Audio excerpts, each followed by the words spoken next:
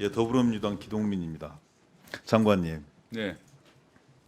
그 순직 해병 사건 관련해서 이렇게 쭉 몇 달 동안 불씨가 꺼지지 않고 국민적 관심을 계속 더 촉발시키는 이유는 국민들이 진실을 알고 있기 때문에 그렇다고 저는 생각합니다.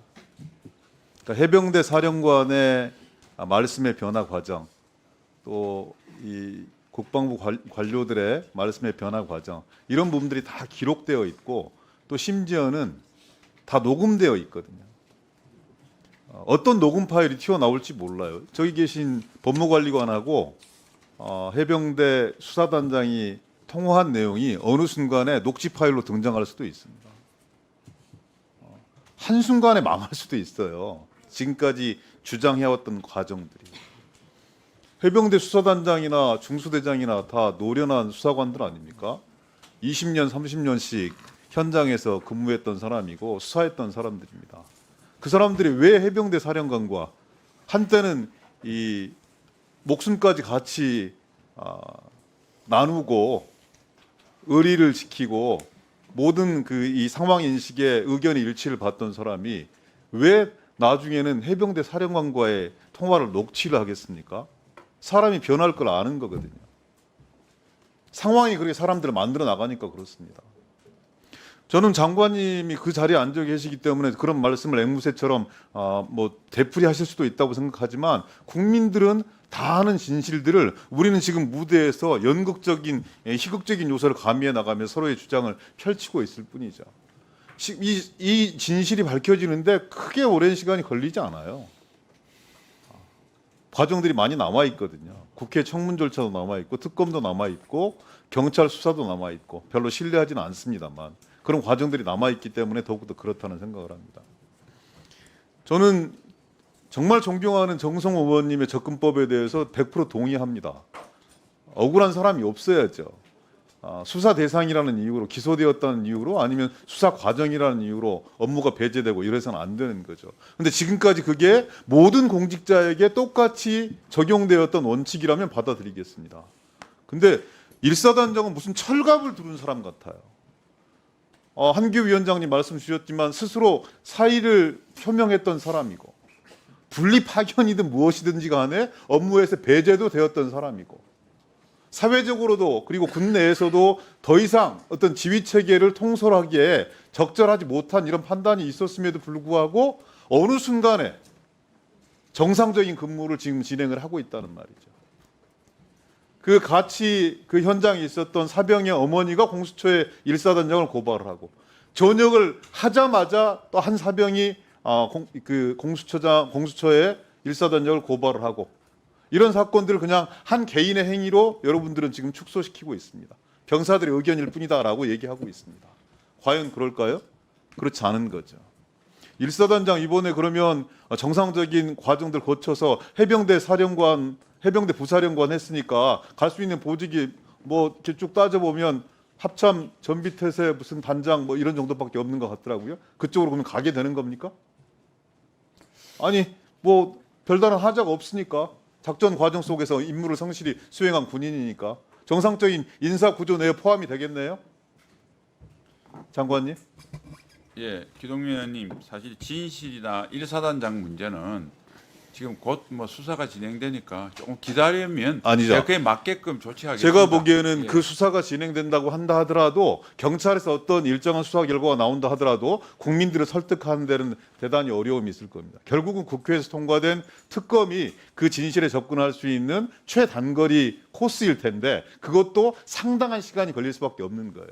그러면 그 모든 절차와 과정이 끝난 다음에 그분의 거취를 결정한다? 이건 말이 안 되는 거죠. 왜 일사단장이 핵심이 되어 있냐면 그분이 이번 사건의 중심에 서 있기 때문에 그래요. 그리고 한때는 해병대 전체가 의견들을 모아서 물론 수사단과 해병대 사령관의 입장이었지만 명백한 과실치사의 혐의가 있다. 그 중심에 일사단장이 있다. 이랬던 분이 어느 순간 아무런 문책을 받지 않고 수사 중이라는 이유로 수사가 끝나지 않았다는 이유로 정상적인 인사 대상에 포함이 되어서 영전할 수도 있는 이런 상황입니다. 아마 이런 상황이 그대로 저희들이 그냥 그 예상해보는 경로인데 진행이 되어진다면 국민들 절망하지 않겠습니까?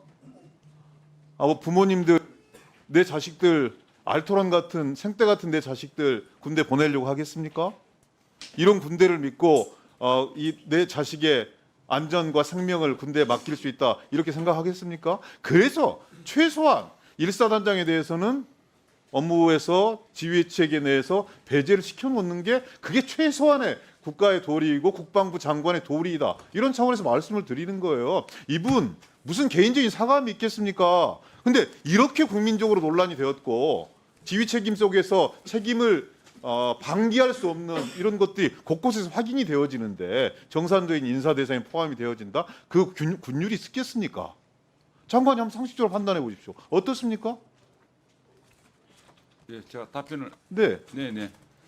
그 기동민 의원님 뭐 그런 그 견해도 제가 존중합니다만 좀 바꿔놓고 생각하면 저도 일사단장 한 번도 태어나서 만난 적도 없고 대화를 나눈 적도 없습니다. 근데 단지 제가 이렇게 하는 이유가 지금 국민들의 여론이라든지 야당 의원님들 여러 가지 그 의견들이 있는데 그 의견 받들어서 지금 인사조치를 하면 쉬운 길이죠. 그러나 임 장군은 그래도 해군사관학교를 졸업해서 청운의 꿈을 꾸고 해병대에서 사단장 할 만큼 국가에 봉사를 했습니다. 그런데 그분에게 비록 나중에 어떤 결과가 나올지 모르지만 최소한 법리에 의해서 아까 제가 말씀드렸다시피 수사가 끝나고 기소가 된 뒤에 그 사람이 잘잘못을 따져서 합당한 조치를 하는 게 맞지. 그게 저는 몇 개월 안 걸린다고 봅니다. 그래서 그게 그분이 나중에 책임이 나서 어떤 걸 받더라도 국가에 봉사했던 그 사람의 그 노력을 생각해서 우리가 최소한의 그런 기다림은 또 국민이 한 직업 군인에게 장군에게 보내는 예의라고 생각해서 조금만 좀 기다려 주시기를 제가 다시 한번 부탁드립니다. 예, 수고하셨습니다.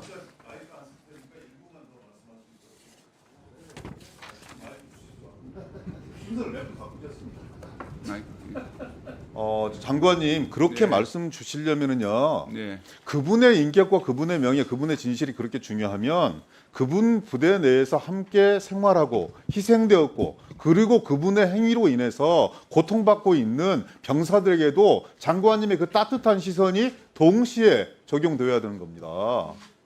그 수많은 장병들은 어떻게 고통을 이 장관님 스스로가 담보할 수 있습니까? 한 사람의 명예를 지켜내기 위해서 그분들 역시 지금 이 순간 너무나 고통스러워하고 있고 그분들 역시 부당한 명령에 잘못된 희생양이 되어서 어떤 사람이 순직해가고 어떤 사람은 그 순직한 해병을 지키지 못해서 자책하고 그리고 또 다른 양심 고백을 하고 있는 겁니다. 이 조직을 어떻게 이런 상태로 방관하시겠습니까? 몇 개월만 있으면 된다고요? 이 사건이 터진 지가 벌써 몇 개월이 지났습니다. 1년 안에 해결될 수 없는 문제입니다. 어떻게 장관이 그렇게 무책임한 말씀하십니까?